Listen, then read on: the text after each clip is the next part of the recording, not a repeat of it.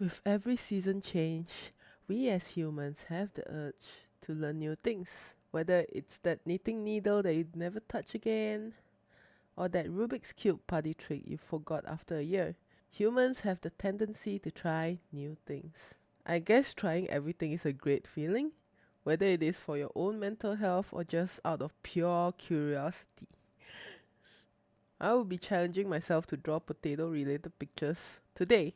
My only rule is that it will be done through this game, Passepartout 2. Yep, what is Passepartout, you ask? It is a story-based video game where you progress with art-related tasks.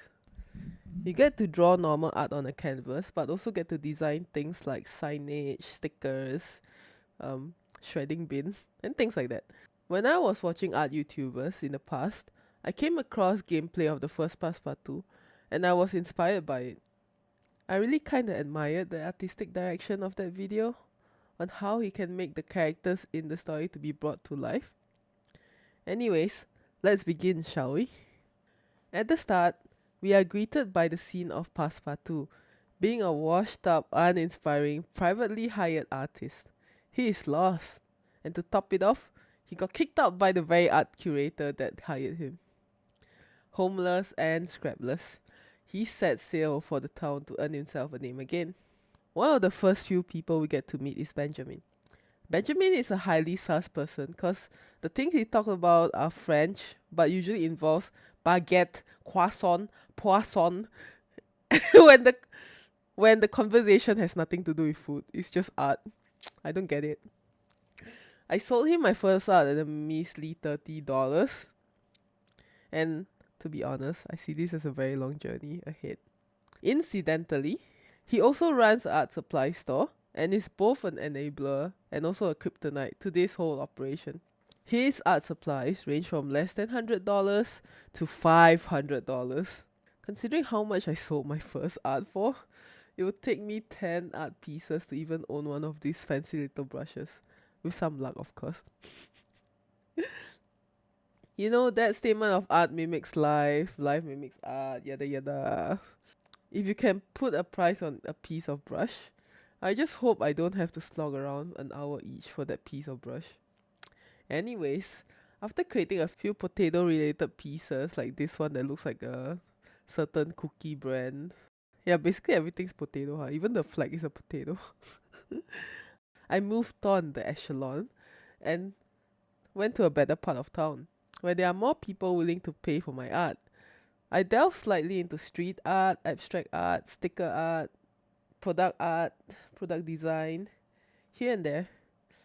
And unfortunately, I didn't press the record button on some of these. So let me bring you around, okay? I made a easy color coded paper shredder with a hidden potato motif at the back.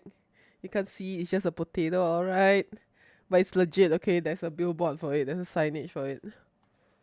And then I made a potato car. If you think your car has a solid color and it's so boring, then get this car. It has random black lines on the door and the hood, which is meant to spell potato. And again, it's on the billboard, so it's legit, okay? And people are driving it around. You can see it there. Lastly, I created a t-shirt, which also launched the start of my bougie street logo. Basically, I can't draw a circle. So I just had to do it the simple way. You know, simple, but then like easily replicated, but a bit different here and there. That's what pretty much street brands are, right? I don't know. After like slogging the past 4 hours, actually doing all this introduction part of the game, we actually reached the climax of the game, where what I was seeking for wasn't actually monetary value, was the recognition of my art. Like, you know, potato art is amazing, so we want to spread that, okay? Just nice. Benjamin Baguette tasked me with a task of creating a potato art masterpiece, which I can be happy to show. I decided to blend all those years of watching Bob Ross videos to make a Sound of Music inspired potato piece. He recognized my art and gave me an old museum ticket to be able to view the art of the famous. I always liked fancy art like Mona Lisa, Starry Night. A lot of the Renaissance pieces are very cool. I do like it.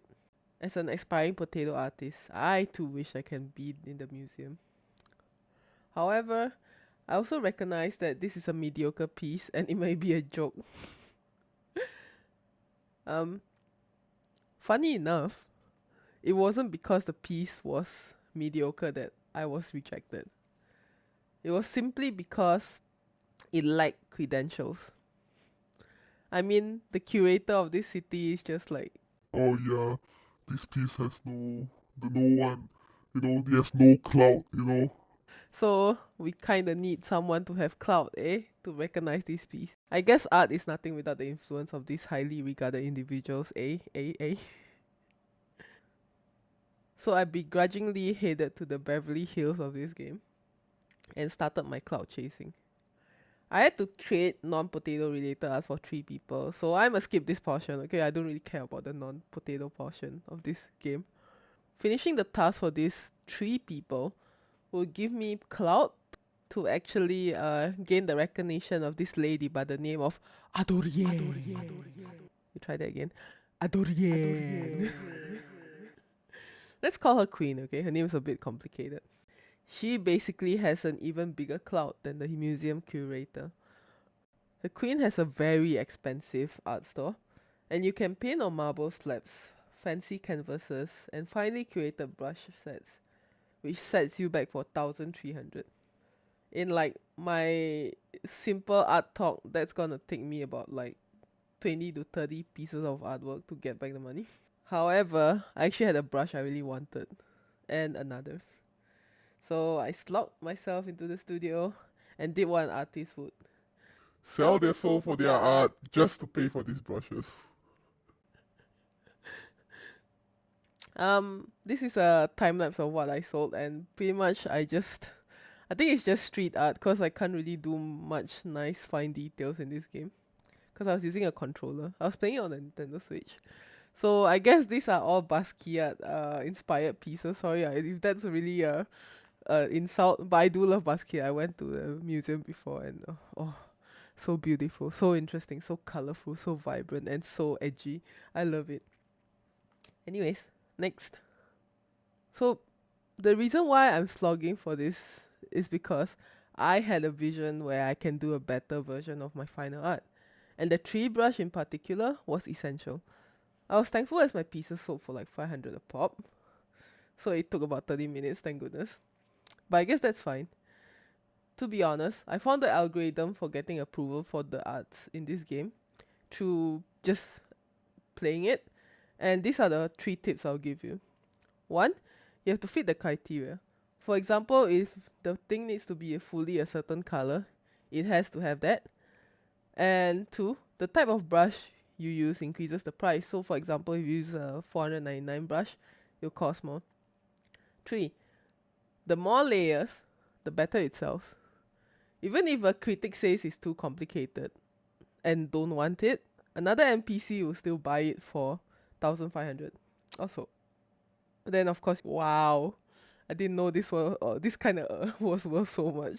So anyways, for the final piece, I created a more detailed sound of music inspired potato art. I started with some watercolor base coat, more coatings of paint, then added the details based on the shape of the mountain, and added some highlights and tones here and there. And as for the foreground, I had the tree brush, so it was convenient. At this point, I guess I should have varied the green though, but whatever. In my initial piece, the potato was lying on the ground. However, I made a mistake, and it's a blob. I decided there and then that the potato is rolling in the foreground instead of lying on it. See the smokes below? It shows intensity, okay? And so after getting it recommended and stuff, I sent it to the curator. The queen had to see me before the reveal, and from there I found out that she had taken over Benjamin Baguette's shop. Despite my efforts in spending all my money and having to stock out his shop, he was down below and gave me one of his paintings he enjoyed. A slight tear rolled into my eye because he had nothing, but was still a nourishing person. Baguette, nourishing. Get it? I went to this reveal to find out that my art was stolen by Banky. I retrieved it and had a choice of either putting this piece or Benjamin Baguette's piece. It's as if the game knows that I took pity on him. Or I mean just how they do the narrative anyways. Here's my thought on it. Like, I could put my piece up, but I could also put his piece up because it showed our good memory. And the other thing is that because, well, even if I get recognized again, I might go back to that same old cycle where being a washed up. I'm more happy with our art studio drawing random things and still selling like hotcakes for some reason, you know. It's just a means of life, I guess. And I think sometimes it's more of like putting what you like on sale rather than actually doing what is the best of the best. I think I'm a chilled, laid back person, so I decided to just put Benjamin Baguette's piece. The ending goes pretty much like this. Benjamin Baguette became a renowned artist, not needing to sell his soul to poor artists, and he's chasing his dream. There's this lady that we met throughout our journey who was very inspired by art, and she became the art supply shopkeeper, the job she always wanted. Queen Adorien went back to the old store and got less clout, albeit just roasting me over my decision. While me, I have a studio and can still sell art pieces for good price, never having to deal with societal expectations as a world-renowned artist, or even bother with clout. I guess sometimes art is about fun and joy, and the numbers don't matter. Okay, I guess in this platform it does, but like, I'd rather be happy with the work I put out. I don't know. This game was very inspiring. It tells you to not sell your soul for your art and just do what you do and be happy. And that is the message I want to carry to everyone.